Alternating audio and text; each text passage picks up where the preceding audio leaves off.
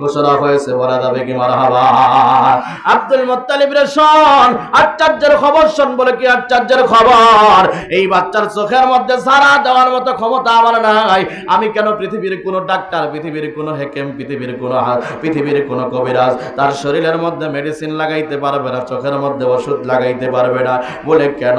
বলে সে নিজেই একজন চিকিৎসক। জোরে কোন সুবহানাল্লাহ। আল্লাহর বান্দাকে ডাক দিয়ে বলা হলো, আব্দুল মুত্তালিব বিশ্বাস যদি না হয় আর মুখের মধ্যে থেকে একটু লালা নিয়ে চোখের মধ্যে লাগায় দে। আব্দুল মুত্তালিব বলেন, আমার দাদু ভাইয়ের মুখের মধ্যে থেকে একটু লালা নিয়ে চোখের মধ্যে লাগায় দিলাম। চোখের মধ্যে লাগাইতে দেরি হয়, তাকায় থেকে দেখি আমার দাদু ভাইয়ের চক্ষু ভালো হতে দেরি হয় না। জোরে কোন সুবহানাল্লাহ। আব্দুল মুত্তালিবকে ডাক দিয়ে বলে, ও আব্দুল মুত্তালিব, আরো আশ্চর্যের খবর শোন। বলে কি আশ্চর্যের খবর? এই বাচ্চার বয়স যখন 40 বছর হয়ে যাবে, নবীয়তি আপারমান লেটার যখন তার হাতের মধ্যে চলে যাবে, এই বাচ্চা মানুষের দ্বারে দ্বারে ঘুরবে আর কালেমার দাওয়াত দিতে থাকবে।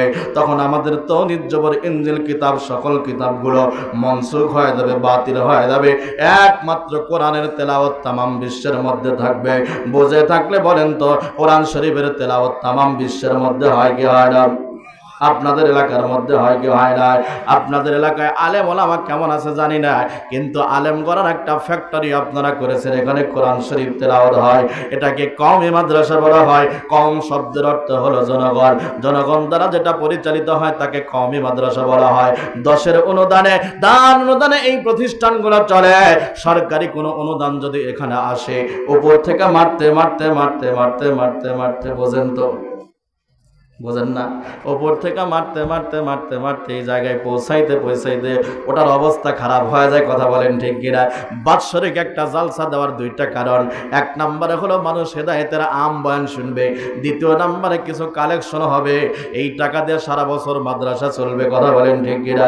আসেন, আপনার অল্প পুঁজির থেকে স্বল্পভাবে 20টা মিনিট আমি আপনাদের কাছে একটু হাতটা বাড়ায় দিলাম। ভাই, 500 টাকা, 1000 টাকা, 5000 টাকা, 10,000 টাকা দেওয়ার মতো কেউ যদি থাকেন, মেহেরবানি করে আল্লাহু আকবার বলে একটু উঠে আসেন। ভাই, সর্বপ্রথম কোন ব্যক্তি বলবেন, আল্লাহ আপনার দানকে কবুল করে নেবে, জানে বারে বরকত দান করে দিবে, রোগ শোক বালা মুসিবত দূর করে দিবে, সকল প্রকার আপদ বিপদ থেকে আল্লাহ হেফাজত করবে।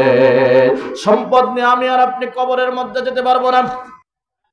মৃত্যু হওয়ার সাথে সাথে আপনার নামটা লাশ হয়ে যাবে।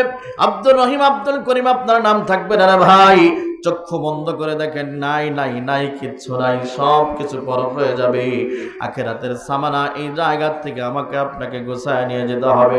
এ মুসলমান, আসেন, সর্বপ্রথম কোন ব্যক্তি আসবেন? আমি নাম বলবো না, আমি আপনাদেরকে টেনে ধরবো না, জুলুম করবো না। আসেন, 1 মণ 8 মণ ধান যদি কেউ এই মাহফিলের জন্য দিতে চান,